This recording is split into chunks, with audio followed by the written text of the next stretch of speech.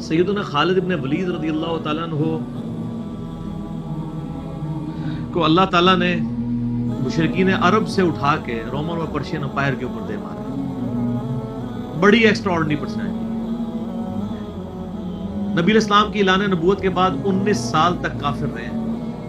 اس 19 سالوں میں موت بھی آ سکتی تھی لیکن اللہ نے زندہ رکھا ہے.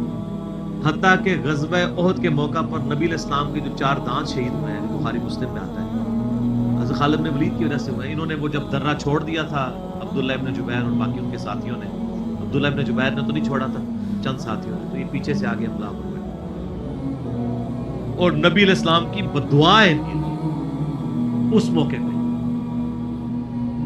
نبی علیہ السلام کی مبارک زبان سے نکل گیا, اللہ ایسی قوم کو کیسے ہدایت دے گا جنہوں نے اپنے نبی کا چہرہ خون سے رنگ دیا.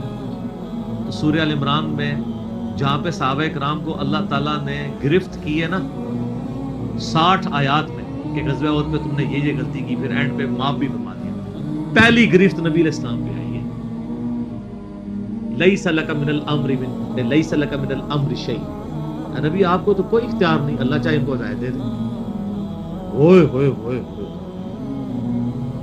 اور اسی کو ہدایت بھی مل گئی. اسی پیگن کو اللہ نے اٹھایا ہے. پیگن انگلش میں کہتے ہیں بت پرست. آپ گوگل پہ جا کے لکھیں حضرت خالد بن ولید کا تعارف, کہ ایک عرب کا پیگن اللہ نے اٹھا کے اسے رومن اور پرشین امپائر لٹوا دیا. پھر 19 سال تو کفر میں گزرے ان کے, اسلام میں ان کے 19 سال نہیں گزرے, بمشکل 10-11 سال. لیکن انہوں نے اپنے 19 سالوں کے بھی سارے گناہ دھلوا دیے, جو کچھ کیا پھر اور جو کچھ اللہ نے ان سے کام لیا. یہ ایک الگ سے تلخ حقیقت ہے کہ سیدنا خالد بن ولید سے نبی علیہ السلام کے مبارک زمانے میں بھی اور بعد میں بھی بحیثیت انسان کچھ غلطیاں ہوئی ہیں, بخاری مسلم میں رپورٹ ہوئی ہیں. لیکن کسی شخص کی چاند ایک غلطیوں سے اس کا پورا پلڑا ادھر کا ادھر نہیں ہو جاتا. اللہ بھی قیامت والے دن نیکیوں اور برائیوں کو تولے گا. نیکیاں زیادہ ہوں گی تو پھر اس کو یہ نہیں کہا جائے گا کہ یہ تو نے اتنی بڑی برائی کیوں کی تھی, پھر وہ پاس ہو چکا ہے. چاہے کسی ایک سوال میں اس کے 0 نمبر بھی آئے ہوئے, پاس ہو چکا تو اس کا تانا بھی نہیں دیا جائے گا, نیور. تو 2-4 واقعات کو لے کے اس طریقے سے کسی بندے پہ چڑھائی کرنا یہ بالکل زیادتی ہوئی بات ہے. سیدنا خالد بن ولید سیف اللہ ہے, اس میں کوئی شک نہیں ہے. صحیح بخاری میں جو یہ حدیث کہتے ہیں نا, یہ حدیث بڑی مشہور ہے. غزوہ موتا کے موقع پر آپ کو پتا ہے نبی علیہ السلام نے رومن امپائر کی طرف اپنا ایک ایلچی روانہ کیا تھا, خط بھیج کے. اس ایلچی کو قتل کر دیا گیا تھا اور اس وقت ایلچی کا قتل اعلان جنگ ہوتا تھا. تو نبی علیہ السلام نے ایک لشکر روانہ کیا زید بن حارثہ کی قیادت میں. نبی علیہ السلام کے منہ والا بیٹا جس کا نام قرآن میں, واحد صحابی جس کا نام قرآن میں زید. لیکن ساتھ ہی آپ نے فرمایا, صحیح بخاری میں الفاظ ہیں کہ اگر زید فوت ہو جائے, مسند احمد میں ڈیٹیل موجود ہے انہی الفاظ کے ساتھ, کہ زید فوت ہو جائے تو جعفر کو اپنا امیر بنا لینا. جعفر فوت ہو جائے, شہید ہو جائے, تو پھر عبداللہ بن رواحہ کو بنا لینا. اگر وہ بھی شہید ہو جائے پھر تو اپنی مرضی سے کسی کو امیر چن لینا. یہ مسند احمد میں ہے. بخاری میں الفاظ ہے کہ صحابہ کرام کہتے ہیں نبی علیہ السلام مدینہ شریف میں تھے اور آپ علیہ السلام کی آنکھوں سے مسلسل آنسو رواں تھے, اور آپ نے کہا کہ میرے زید کو شہید کر دیا.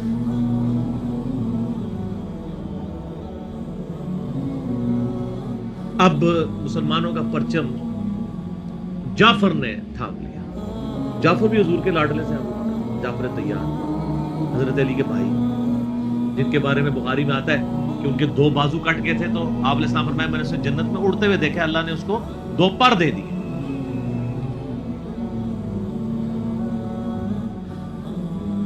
نجاشی کے دربار میں انہوں نے ہی, آپ کو پتہ سورہ مریم پڑھی تھی,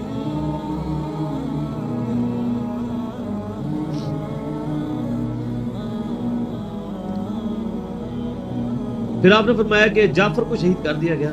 اب عبداللہ ابن رواحہ نے پرچم تھاما, پھر آپ نے فرمایا اسے بھی شہید کر دیا گیا. پھر آپ نے فرمایا اب اللہ کی تلواروں میں سے ایک تلوار کو مسلمانوں نے اپنا امیر چن لیا, اور میں اللہ سے امید کرتا ہوں اللہ تعالیٰ اس کے ہاتھ پہ فتح ہو, اور فتح ہو بھی. یہ بخاری کی جو حدیث ہے نا, اس کے اوپر امام بخاری نے باب باندھا ہے مناقب خالد ابن ولید. حالانکہ اس میں خالد ابن ولید کا نام نہیں تھا, لیکن اس حدیث کے اوپر باب کیا باندھا؟ خالد ابن ولید, کیونکہ وہ سیف اللہ وہ تھے. سیوف من سیوف اللہ, اللہ کی تلواروں میں سے ایک تلوار کے ہاتھ میں جھنڈا آ گیا, اللہ تعالیٰ فتح دے دے گا, فتح ہو گئی. اس کے 3-4 طریقے بخاری میں, باقی طریق کے اندر نہ خالد ابن ولید کا نام بھی موجود ہے کہ خالد ابن ولید کے ہاتھ میں اب پرچم آ گیا, اللہ نے فتح دے دیا. اچھا, اور وہ فتح یہ ہوئی کہ بہت بڑا لشکر سامنے سے آ گیا تھا. حضرت خالد بن ولید اپنے لشکر کو بچا کے واپس لے آئے.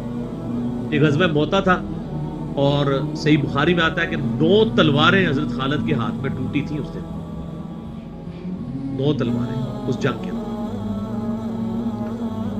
واپس آ گئے. پھر بعد میں خیر وہ ایک رومن امپائر والا پھر یرموک پہ جا کے کنکلوژن ہوئی نا. یہاں پہ بخاری میں الفاظ ایک طریق میں خالد بن ولید ہیں, دوسری میں سیف اللہ, اور امام بخاری نے باب بھی باندھ دیا تو سیف اللہ ثابت ہو گیا. اسی حدیث کا جو طریق مسند احمد میں ہے اس میں الفاظ ہیں اللہ کی تلواروں میں سے ایک تلوار خالد ابن ولید. جامعہ ترمذی میں ایک حدیث صحیح سند کے ساتھ ہے کہ نبی اسلام کے سامنے سے حضرت خالد ابن ولید گزرے تو آپ نے فرمایا کہ خالد بن ولید کتنا نیک بندہ ہے اللہ کا, اللہ کی تلواروں میں سے ایک تلوار ہے. آپ دیکھیں جس شخص کے لیے نبی اسلام کی مبارک زبان سے بدوا نکلی, اسی مبارک زبان سے ان کو اللہ کی تلوار میں قرار دے دیا گیا. ذالک فضل اللہ یؤتی من یشاء, یہ اللہ کی بے نیازی ہے.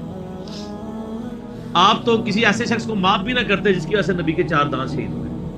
اللہ دیکھیں کیسے کیسے مجرمین کو معاف کر کے کس ایپیکس پہ فائز کر دیتا ہے, بندے نہیں معاف کرتے. اس طریقے سے صحیح بخاری میں حدیث ہے, حضرت عبداللہ ابن عباس کہتے ہیں کہ مجھ سے سیف اللہ خالد ابن ولید نے خود یہ حدیث بیان کی. تو بخاری میں خود سیف اللہ لقب عبداللہ ابن عباس نے, کہ ایک دن حضرت خالد ابن ولید نبی علیہ السلام کی بیوی سیدہ میمونہ جو کہ میری خالہ بھی ہیں حضرت عبداللہ ابن عباس, ان کے ہاں نبی علیہ السلام کے پاس بیٹھے ہوئے تھے. تو انہوں نے بھنی ہوئی دب لا کے رکھی, عربی میں دب کہتے ہیں, دال با دب, اردو میں ہم اسے وہ گو, ویسے گو کا لفظ اپروپریٹ نہیں ہے, سانڈا لفظ ہے اصل میں, چھپکلی سے تھوڑی سی بڑی ہوتی ہے, حلال ہے کیونکہ یہ سبزی خور ہے. ہاں یہ سبزی خور ہے, عربی بڑے شوق سے کھاتے ہیں. گو دب کہتے ہیں. آپ یوٹیوب پہ بھی دب لکھیں نا تو پوری عربیوں کی ویڈیوز کھل جائیں گی. دب لا کے رکھی گئی بھنی ہوئی. تو حضرت خالد بن ولید کہتے ہیں میں بڑے شوق سے کھانا شروع کیا, اور حضور مجھے بڑے دیکھ رہے تھے ایسے, وہ اتنے ذوق و شوق سے کھا رہے تھے. تو میں نے کہا یا رسول اللہ آپ بھی؟ تو آپ فرمایا کہ میرے علاقے کی غذا نہیں ہے, میں نہیں کھاتا, یعنی حرام. ان کا یا رسول اللہ کیا حرام ہے؟ آپ فرمایا حرام نہیں ہے, مجھے پسند نہیں ہے.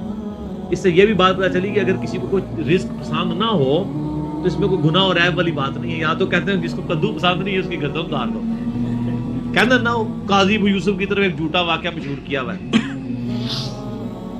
وہ اللہ نے یعنی اتنی چیزیں اس لیے بنائی ہیں نا, کسی کو ایک چیز پسند ہوگی کسی کو دوسری, اس میں بھی سیف اللہ کے الفاظ ہیں. اس کے علاوہ صحیح مسلم میں ایک حدیث ہے, آپ کو پتا ہے ذوالخویسرہ التمیمی نجدی خبیث جس نے کہا تھا اے محمد اللہ سے ڈر اور انصاف کر. بخاری مسلم دونوں میں آتا ہے. تو آپ فرمایا اگر میں انصاف کرنے والا نہیں تو کون ہے؟ تو وہاں پہ الفاظ ہیں مسلم شریف میں, یہ بخاری میں بھی حدیث ہے, مسلم کے الفاظ ہیں کہ حضرت عمر فاروق رضی اللہ عنہ کا یا رسول اللہ اجازت ہے میں اس منافق کی گردن اڑا دوں. اور وہاں پہ الفاظ ہے پھر سیف اللہ خالد کھڑے ہوئے, وہاں بھی لفظ ہے سیف اللہ. انہوں نے کہا یا رسول اللہ اجازت دیں. آپ فرمایا چھوڑ دو, لوگ کہیں گے یہ اپنے ساتھیوں کو مرواتا ہے, کوئی کلمہ گو تو تھا نا وہ, اس کی نسل سے بھی لوگ پیدا ہوں گے, ان کے خلاف قتال کرنے والے مخلوق کے بہترین لوگ ہوں گے. اور ابو سعید خدری کہتے ہیں کہ وہ حضرت علی کے زمانے میں جب یہ ظاہر ہوئے تو حضرت علی کے ساتھ مل کے ہم نے ان خوارج کے خلاف قتال کیا تھا. تو یہ مسلم میں بھی سیف اللہ کے الفاظ. باقی حضرت خالد بن ولید رضی اللہ تعالیٰ کی پرسنالٹی یعنی بڑی ایکسٹراڈنری ہے. آپ دیکھیں کہ آلموسٹ ان کی جو عمر مبارک ہے وہ بلو 45 تھی جب وہ فوت ہوئے حضرت عمر کے دور کے اندر. حضرت ابوبکر صدیق کے دور کے اندر وہ آرمی چیف تھے. وہ سر عمر سیریز پھر دیکھیں تو آپ کو پتہ چلے انہوں نے ایک ایک چیز فلمائی ہے. مسلمہ کذاب کے خلاف قتال میں کون لیڈ کر رہا تھا؟ خالد بن ولید. جتنے عرب کے قبائل مرتد ہوئے ہیں ان کے خلاف حضرت خالد بن ولید کو بھیجا. اور اس کے بعد پرشین امپائر کا جب جہاد شروع ہوا ہے تو شروع کی ساری مہمات میں حضرت خالد بن ولید تھے. تو کرتے کرتے اس دوران کچھ واقعات رپورٹ ہوتے تھے ایسے. حضرت ابوبکر صدیق سے حضرت عمر مخالفت کرتے تھے. وہ کہتے تھے یہ اپنی طرف سے کچھ ڈیسیژن کر لیتا ہے, اس کو چاہیے کہ امیر کی اطاعت کرے. تو حضرت ابوبکر صدیق کہتے تھے کہ اگر وہ میرے حکم کا انتظار کرے گا تو 1 مہینہ تو خط پہنچنے میں لگے گا, ایک جانے میں اس وقت تک اس کے ہاتھ سے موقع ہی نکل جائے. تو میں نے اسے اختیار دیا ہوا ہے. کوئی موبائل فون یا کوئی اس وقت واٹس ایپ تو ہے نہیں تھا. لیکن حضرت عمر ذرا ڈسپلن کے بہت سخت تھے. وہ کہتے تھے اس طرح ان کو خود ڈیسیژن نہیں لینا چاہیے, کیونکہ اس میں 1-2 مسئلے ان سے مس ہینڈل بھی ہو گئے تھے. تو جب اتنے بندہ کام کر رہا ہوتا ہے 1-2 مسئلے تو مس ہینڈل ہو جاتے ہیں. ہم سمجھتے ہیں مس ہینڈل ہونے کا مطلب ہے 0 سے ملٹیپلائی. ایک طبقہ یہ سمجھتا ہے, دوسرا کہتا نہیں کہ چونکہ اس کی شان بہت ہے لہذا مس ہینڈل ہو نہیں سکتا. یہ دونوں ایکسٹریم ہیں. وہ پیغمبر ہی ہے جس کو اللہ تعالی نے رول ماڈل بنایا ہے, وہی بیلنس ہے. تو پھر جنگ یرموک کا موقع جب آیا, رومن امپائر کے خلاف فیصلہ کن جنگ تھی جو, عین میدان جنگ میں حضرت بکر صدیق فوت ہو گئے. حضرت عمر نے پہلا ڈیسیژن یہ کیا کہ خالد بن ولید کو آرمی چیف کے عہدے سے معزول. سر بالکل آپ آخری اوور چل رہے ہو اور آپ کا جو پلیئر سینچری مار ہو, آپ اس کو کہیں اس کو واپس آ جائے اور ایک نیا پلیئر بھیج دیں. جو کریز پہ سیٹ تھا اس کو آپ واپس بلا لیں. یہ وہ شخص کر سکتا ہے جس کا خدا پہ یقین ہو. تو اور آپ کو پتہ ہے حضرت عمر کے رشتہ دار تھے قریبی, انہی کے قبیلے سے تھے حضرت خالد بن ولید. حضرت خالد بن ولید کو پتہ تھا کہ یہ اگر عمر خلیفہ بنے گا نا تو پھر میرا معاملہ پہلے ہوگا. اور وہی ہوا. ابو عبیدہ ابن جراح کو بنا کے بھیج دیا. لوگوں میں بڑی چیمہ گوئیاں شروع ہوئی کہ لو جی سب سے بڑی آرمی کے خلاف جنگ ہو رہی ہے, سب سے بڑی سپر پاور, اور عین میدان جنگ میں یہ ڈیسیژن کر دیا ہے, اگر مسلمان ہار گئے پھر کیا ہوگا. یہ وہ اللہ نے فتح دے دی. فتح ہوئی تو اب جب لوگ آ کے مبارک باتیں پیش کر رہے ہیں, پھر حضرت عمر نے آ کے مسجد نبی پہ خطبہ دیا. انہوں نے کہا خدا کے لیے میں تم سے یہی تو چیز ختم کرنا چاہتا تھا کہ یہ فتوحات خالد کی وجہ سے نہیں ہو رہی, رب خالد کی وجہ سے ہو رہی ہے. کل کو خالد نہیں رہے گا تو تم کیا سمجھو گے کہ اسلام ختم ہو جائے گا. اسلام نے تو آگے چلنا ہے. ٹھیک ہے. پھر انہوں نے کہا میری دوسری حکمت یہ تھی کہ مجھے پتا ہے کہ اب یہ رومن امپائر مسلمانوں کے پاس آ جائے گی, بیت المقدس بھی فتح ہو گیا پھر بعد میں. تو خالد ابن ولید جو ہے یہ جنگ کی فیلڈ کا ماسٹر ہے, اور جب کوئی علاقہ فتح ہو جاتا ہے پھر کسی جنگجو کی وہاں گورنر لگانے کی ضرورت نہیں ہوتی, بلکہ کسی ایسے شخص کو گورنر لگانے کی ضرورت ہوتی ہے جو ہیومن انسٹنکٹ سے واقف ہو, جس کو ہیومن مینجمنٹ آتی ہو. تو خالد تو ہمیشہ تلوار کے ساتھ ہی کھیلا ہے, اس کو ہیومن مینجمنٹ نہیں آتی. تو میں نے اس شخص کا انتخاب کیا ہے جس کو سب سے زیادہ رسول اللہ صلی اللہ علیہ وسلم کی صحبت کا شرف حاصل ہے. اور بخاری مسلم میں حدیث ہے کہ نبی علیہ السلام نے فرمایا کہ ہر نبی کے ساتھ ایک امین ہوتا ہے, اور میرا امین جو ہے وہ ابو عبیدہ ابن جراح ہے.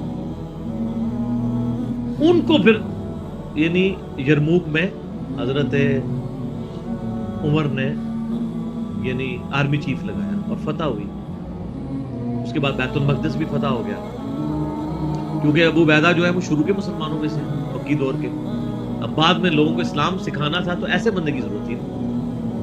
تو پھر حضرت عمر آپ کو پتا ہے نا دورے پہ بھی گئے تھے بیت المقدس کی چابیاں لینے کے لیے. تو وہاں پہ کئی واقعات ہیں, ان میں سے ایک جو واقعہ ابو عبیدہ کا جو کہ ذکر ہوا ہے, تو اس کے بعد حضرت عمر ابو عبیدہ کو کہتے ہیں مجھے اپنے اب آپ آفس میں لے چلو.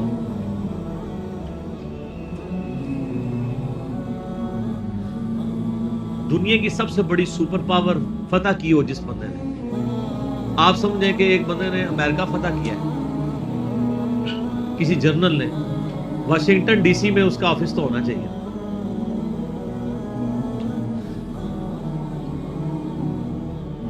حضرت عمر رضی اللہ تعالیٰ عنہ کو ابو عبیدہ جب اپنے یعنی آفس میں لے کے گئے تو آفس کیا تھا, اسی قلعے کا ایک پرانا سا کمرہ جس کے ایک کونے کے اوپر مصلی بچھا ہوا ہے, ایک وضو کی جگہ ہے, لوٹا پڑا ہوا ہے. یہ کل کائنات ہے. اس آفس کی جو سب سے بڑی سپر پاور کو جس بندے نے گرایا, ابو عبیدہ ابن جراح. حضرت عمر رضی اللہ تعالیٰ عنہ کی آنکھوں میں آنسو آ گئے. انہوں نے فرمایا کہ دنیا نے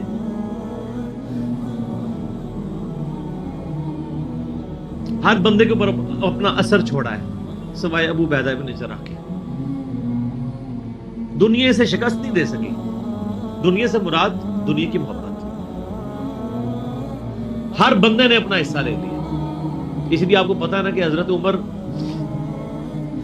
اپنے دور خلافت میں ابو عبیدہ ابن جراح کو بار بار خط لکھتے رہے کہ آپ ادھر آ جائیں, کیونکہ حضرت عمر چاہتے تھے کہ میں اپنے بعد کو خلیفہ نامزد کروں, اس لیے کہ وہ امین الامت ہے. لیکن وہ پھر حضرت عمر کے دور میں طاعون کے مرض میں وبا جو پھیلی تھی شام میں, اس میں وہ پھر شہید ہو گئے. وہی ان کا پھر وہ قبر بن گئی. سر میرا سوال ہے کہ طاعون کا مرض آپ کو پتا ہے کہ کیا تھا؟ جسم پہ پورے پھوڑے نکلتے تھے کینسر کے. تو کیا حضرت ابو عبیدہ ابن جراح ناکام گئے ہیں دنیا سے؟ کہتا ہے جی کوئی بندہ مرا تھا, بڑا نورانی چہرہ تھا, یہ تھا وہ تھا.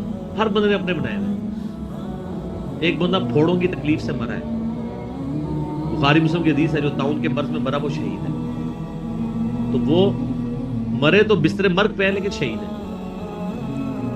اور دوسری طرف خالد بن ولید آپ دیکھ لیں, سینکڑوں جنگوں میں حصہ لیا انہوں نے, کسی ایک جنگ میں شکست نہیں کھائی. حتیٰ کہ جو کافروں کی طرف سے بھی غزوہ احد لڑی ہے اس میں بھی ان کو شکست نہیں ہوئی. جسم پہ حضرت خالد بن ولید کہا کرتے تھے میرے جسم کا کوئی حصہ نہیں جس پہ برچھی یا نیزے یا تلوار کا نشان نہ ہو. ظاہر ہے اتنی جنگوں میں زخم نہ کرتے, لیکن میں بھی آج ایک بوڑھے اونٹ کی طرح بستر مرگ پہ مر رہا ہوں.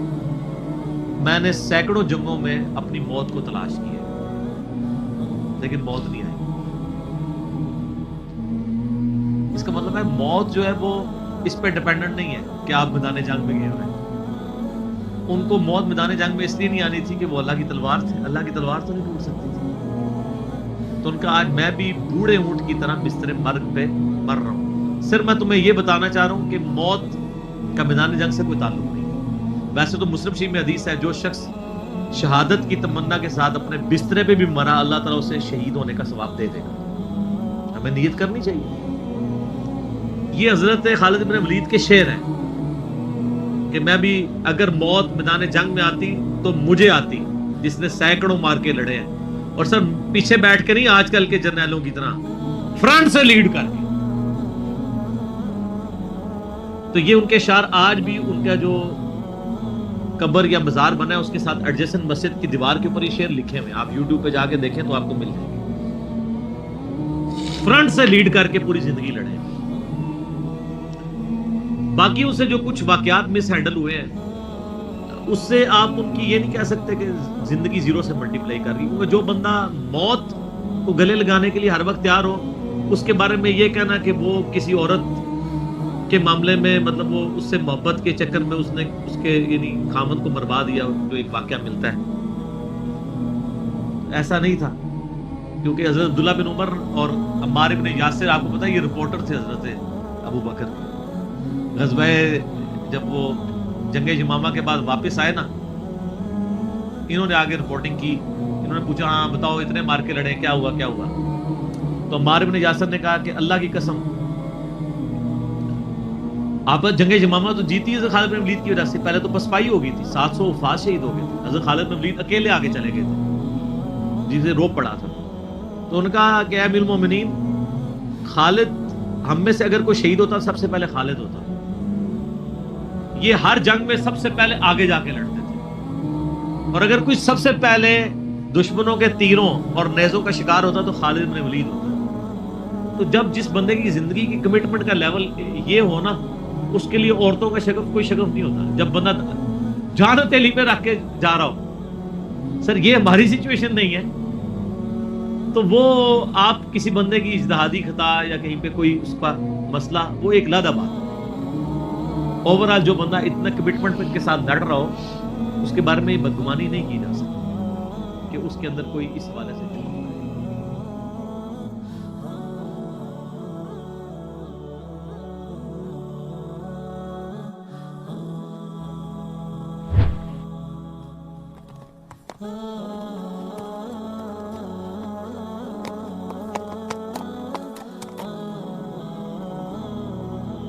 سیدنا خالد ابن ولید رضی اللہ تعالیٰ عنہ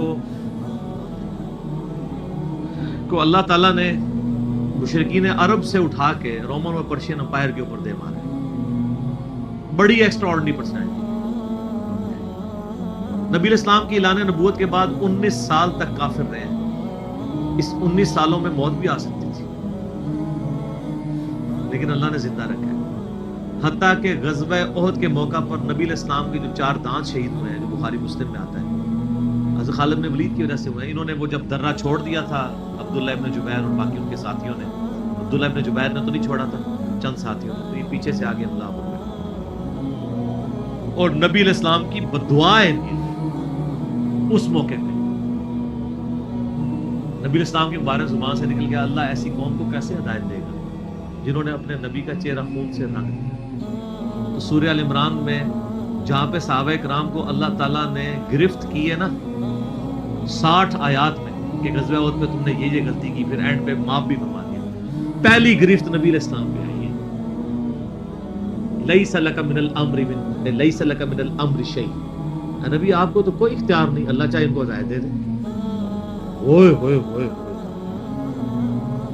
اور اسی کو ہدایت بھی مل گئی۔ اسی پیگن کو اللہ نے اٹھایا ہے۔ پیگن انگلش میں کہتے ہیں بت پرست۔ آپ گوگل پہ جا کے لکھیں حضرت خالد بن ولید کا تعارف، کہ ایک عرب کا پیگن اللہ نے اٹھا کے اسے رومن اور پرشین امپائر الٹوا دیا۔ پھر 19 سال تو کفر میں گزرے ان کے، اسلام میں ان کے 19 سال نہیں گزرے، وہ مشکل 10-11 سال، لیکن انہوں نے اپنے 19 سالوں کے بھی سارے گناہ دھلوا دیے، جو کچھ کیا پھر اور جو کچھ اللہ نے ان سے کام لیا۔ یہ ایک الگ سے تلخ حقیقت ہے کہ سیدنا خالد بن ولید سے نبی علیہ السلام کے مبارک زمانے میں بھی اور بعد میں بھی بحیثیت انسان کچھ غلطیاں ہوئی ہیں، بخاری مسلم میں رپورٹ ہوئی ہیں، لیکن کسی شخص کی چند ایک غلطیوں سے اس کا پورا پلڑا ادھر کا ادھر نہیں ہو جاتا۔ اللہ بھی قیامت والے دن نیکیوں اور برائیوں کو تولے گا۔ نیکیاں زیادہ ہوں گی تو پھر اس کو یہ نہیں کہا جائے گا کہ یہ تو نے اتنی بڑی برائی کیوں کی تھی، پھر وہ پاس ہو چکا ہے، چاہے کسی ایک سوال میں اس کے 0 نمبر بھی آئے ہوئے، پاس ہو چکا تو اس کا تانا بھی نہیں دیا جائے گا، نیور۔ تو 2-4 واقعات کو لے کے اس طریقے سے کسی بندے پہ چڑھائی کرنا یہ بالکل زیادتی والی بات ہے۔ سیدنا خالد بن ولید سیف اللہ ہے، اس میں کوئی شک نہیں ہے۔ صحیح بخاری میں جو یہ حدیث کہتے ہیں نا، یہ حدیث بڑی مشہور ہے۔ غزوہ موتا کے موقع پر آپ کو پتہ ہے نبی علیہ السلام نے رومن امپائر کی طرف اپنا ایک ایلچی روانہ کیا تھا، خط بھیج کے اس ایلچی کو قتل کر دیا گیا تھا، اور اس وقت ایلچی کا قتل اعلان جنگ ہوتا تھا۔ تو نبی علیہ السلام نے ایک لشکر روانہ کیا زید بن حارثہ کی قیادت میں، نبی علیہ السلام کے منہ بولا بیٹا جس کا نام قرآن میں، واحد صحابی جس کا نام قرآن میں زید۔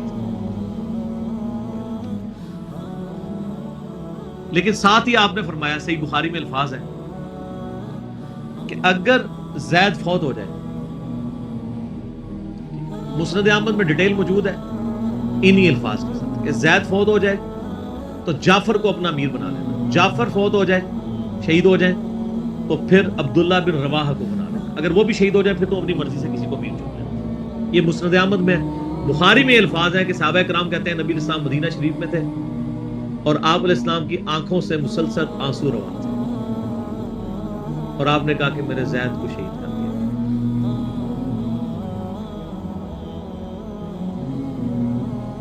اب مسلمانوں کا پرچم جعفر نے تھام لیا۔ جعفر بھی حضور کے لاڈلے سے جعفر طیار، حضرت علی کے بھائی، جن کے بارے میں بخاری میں آتا ہے کہ ان کے 2 بازو کٹ گئے تھے تو آپ علیہ السلام فرمایا میں نے اسے جنت میں اڑتے ہوئے دیکھا، اللہ نے اس کو 2 پر دے دیے۔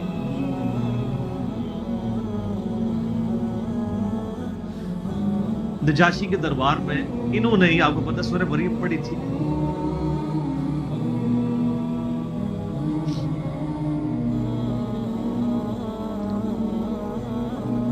پھر آپ نے فرمایا کہ جعفر کو شہید کر دیا گیا.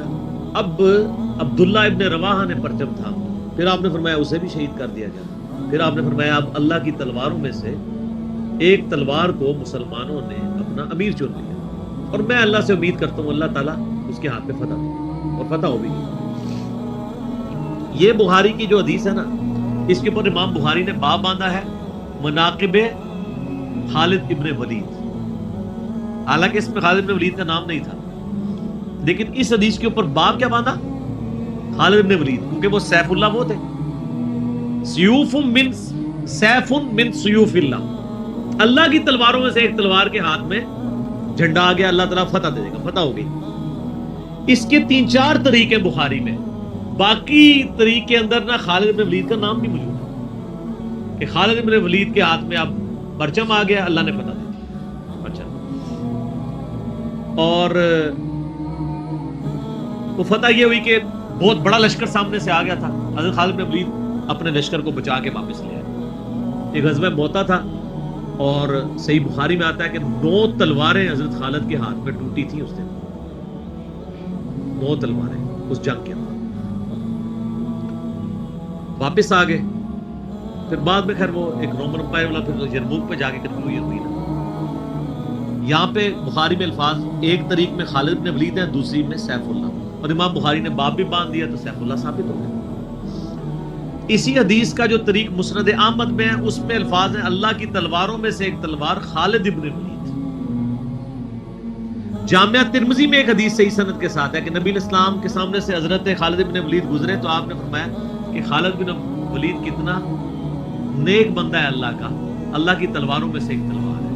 آپ دیکھیں جس شخص کے لیے نبی اسلام کی مبارک زبان سے بدوا نکلی, اسی مبارک زبان سے ان کو اللہ کی تلوار کا قرار دے دیا گیا. ذالک فضل اللہ یؤتی من یشاء, یہ اللہ کی بے نیازی ہے. آپ تو کسی ایسے شخص کو معاف بھی نہ کرتے جس کی وجہ سے نبی کے 4 دانت شہید ہوئے. اللہ دیکھیں کیسے کیسے مجرمین کو معاف کر کے کس ایپیکس پہ فائز کر دیتا ہے, بندے نہیں معاف کرتے. اس طریقے سے صحیح بخاری میں حدیث ہے, حضرت عبداللہ ابن عباس کہتے ہیں کہ مجھ سے سیف اللہ خالد ابن ولید نے خود یہ حدیث بیان کی. تو بخاری میں خود سیف اللہ لقب عبداللہ ابن عباس نے, کہ ایک دن حضرت خالد ابن ولید نبی علیہ السلام کی بیوی سیدہ میمونہ جو کہ میری خالہ بھی ہیں حضرت عبداللہ ابن عباس, ان کے ہاں نبی علیہ السلام کے پاس بیٹھے ہوئے تھے, تو انہوں نے بھنی ہوئی دب لا کے رکھی. عربی میں دب کہتے ہیں, دال با دب, اردو میں ہم اسے وہ گو, ویسے گو کا لفظ اپروپریٹ نہیں ہے, سانڈا لفظ ہے اصل میں, چھپکلی سے تھوڑی سی بڑی ہوتی ہے, حلال ہے کیونکہ یہ سبزی خور ہے. ہاں یہ سبزی خور ہے, عربی بڑے شوق سے کھاتے ہیں. یہ گو دب کہتے ہیں. آپ یوٹیوب پہ بھی دب لکھیں نا تو پوری عربیوں کی ویڈیوز کھل جائیں گی. دب لا کے رکھی گئی بھنی ہوئی. تو حضرت خالد بن ولید کہتے ہیں میں بڑے شوق سے کھانا شروع کیا, اور حضور مجھے بڑے دیکھ رہے تھے ایسے, وہ اتنے ذوق و شوق سے کھا رہے تھے. تو میں نے کہا یا رسول اللہ آپ بھی, تو آپ فرمایا کہ میرے علاقے کی غذا نہیں ہے, میں نہیں کھاتا, یعنی حرام. ان کا یا رسول اللہ کیا حرام ہے؟ آپ فرمایا حرام نہیں ہے, مجھے پسند نہیں ہے. اس سے یہ بھی بات پتہ چلی کہ اگر کسی کو کوئی رزق پسند نہ ہو تو اس میں کوئی گناہ اور عیب والی بات نہیں ہے. یہاں تو کہتے ہیں جس کو کدو پسند نہیں ہے اس کی گردن اتار دو. کہنا نہ قاضی ابو یوسف کی طرف ایک جھوٹا واقعہ مشہور کیا ہوا ہے. وہ اللہ نے یعنی اتنی چیزیں اس لیے بنائی ہیں نا, کسی کو ایک چیز پسند ہوگی کسی کو دوسری, اس میں بھی سیف اللہ کے الفاظ ہیں. اس کے علاوہ صحیح مسلم میں ایک حدیث ہے, آپ کو پتا ہے ذوالخویسرہ التمیمی نجدی خبیث جس نے کہا تھا اے محمد اللہ سے ڈر اور انصاف کر. بخاری مسلم دونوں میں آتا ہے. تو آپ فرمایا اگر میں انصاف کرنے والا نہیں تو کون ہے؟ تو وہاں پہ الفاظ ہیں مسلم شریف میں, یہ بخاری میں بھی حدیث ہے, مسلم کے الفاظ ہیں کہ حضرت عمر فاروق رضی اللہ عنہ کا یا رسول اللہ اجازت ہے میں اس منافق کی گردن اڑا دوں. اور وہاں پہ الفاظ ہیں پھر سیف اللہ خالد کھڑے ہوئے, وہاں بھی لفظ ہے سیف اللہ. انہوں نے کہا یا رسول اللہ اجازت دیں. آپ فرمایا چھوڑ دو, لوگ کہیں گے یہ اپنے ساتھیوں کو مرواتا ہے. کوئی کلمہ گو تو تھا نا وہ, اس کی نسل سے بھی لوگ پیدا ہوں گے, ان کے خلاف قتال کرنے والے مخلوق کے بہترین لوگ ہوں گے. اور ابو سعید خدری کہتے ہیں کہ وہ حضرت علی کے زمانے میں جب یہ ظاہر ہوئے تو حضرت علی کے ساتھ مل کے ہم نے ان خوارج کے خلاف قتال کیا تھا. تو یہ مسلم میں بھی سیف اللہ کے الفاظ. باقی حضرت خالد بن ولید رضی اللہ تعالیٰ کی پرسنالٹی یعنی بڑی ایکسٹراڈنری ہے. آپ دیکھیں کہ آلموسٹ ان کی جو عمر مبارک ہے وہ بلو 45 تھی جب وہ فوت ہوئے حضرت عمر کے دور کے اندر. حضرت ابوبکر صدیق کے دور کے اندر وہ آرمی چیف تھے. وہ سر عمر سیریز پھر دیکھیں تو آپ کو پتہ چلے گا. انہوں نے ایک ایک چیز فلمائی ہے. مسلمہ کذاب کے خلاف قتال میں کون لیڈ کر رہا تھا؟ خالد بن ولید. جتنے عرب کے قبائل مرتد ہوئے ہیں ان کے خلاف حضرت خالد بن ولید کو بھیجا. اور اس کے بعد پرشین امپائر کا جب جہاد شروع ہوا ہے تو شروع کی ساری مہمات میں حضرت خالد بن ولید تھے. تو کرتے کرتے اس دوران کچھ واقعات رپورٹ ہوتے تھے ایسے. حضرت ابوبکر صدیق سے حضرت عمر مخالفت کرتے تھے. وہ کہتے تھے یہ اپنی طرف سے کچھ ڈیسیژن کر لیتا ہے, اس کو چاہیے کہ امیر کی اطاعت کرے. تو حضرت ابوبکر صدیق کہتے تھے کہ اگر وہ میرے حکم کا انتظار کرے گا تو 1 مہینہ تو خط پہنچنے میں لگے گا, ایک جانے میں اس وقت تک اس کے ہاتھ سے موقع ہی نکل جائے. تو میں نے اسے اختیار دیا ہوا ہے. کوئی موبائل فون یا کوئی اس وقت واٹس ایپ تو ہے نہیں تھا. لیکن حضرت عمر ذرا ڈسپلن کے بہت سخت تھے. وہ کہتے تھے اس طرح ان کو خود ڈیسیژن نہیں لینا چاہیے, کیونکہ اس میں 1-2 مسئلے ان سے مس ہینڈل بھی ہو گئے تھے. تو جب اتنے بندہ کام کر رہا ہوتا ہے 1-2 مسئلے تو مس ہینڈل ہو جاتے ہیں. ہم سمجھتے ہیں مس ہینڈل ہونے کا مطلب ہے 0 سے ملٹیپلائی. ایک طبقہ یہ سمجھتا ہے, دوسرا کہتا ہے نہیں کہ چونکہ اس کی شان بہت ہے لہذا مس ہینڈل ہو نہیں سکتا. یہ دونوں ایکسٹریم ہیں. وہ پیغمبر ہی ہے جس کو اللہ تعالی نے رول ماڈل بنایا ہے, وہی بیلنس ہے. تو پھر جنگ یرموک کا موقع جب آیا, رومن امپائر کے خلاف فیصلہ کن جنگ تھی جو, تو عین میدان جنگ میں حضرت بکر صدیق فوت ہو گئے. حضرت عمر نے پہلا ڈیسیژن یہ کیا کہ خالد بن ولید کو آرمی چیف کے عہدے سے معزول. ہائے ہائے سر, بالکل آپ آخری اوور چل رہے ہو اور آپ کا جو پلیئر سینچری پہ سینچری مار رہا ہو, آپ اس کو کہیں اس کو واپس آ جاؤ اور ایک نیا پلیئر بھیج دیں. جو کریز پہ سیٹ تھا اس کو آپ واپس بلا دیں. یہ وہ شخص کر سکتا ہے جس کا خدا پہ یقین ہو. تو اور آپ کو پتہ ہے حضرت عمر کے رشتہ دار تھے قریبی, انہی کے قبیلے سے تھے حضرت خالد بن ولید. حضرت خالد بن ولید کو پتا تھا کہ یہ اگر عمر خلیفہ بنے گا نا تو پھر میرا معاملہ پہلے ہوگا. اور وہی ہوا. ابو عبیدہ ابن جراح کو بنا کے بھیج دیا. لوگوں میں بڑی چیما گوئیاں شروع ہوئی کہ لو جی سب سے بڑی آرمی کے خلاف جنگ ہو رہی ہے, سب سے بڑی سپر پاور, اور عین میدان جنگ میں یہ ڈیسیژن کر دیا ہے, اگر مسلمان ہار گئے پھر کیا ہوگا. یہ وہ اللہ نے فتح دے دی.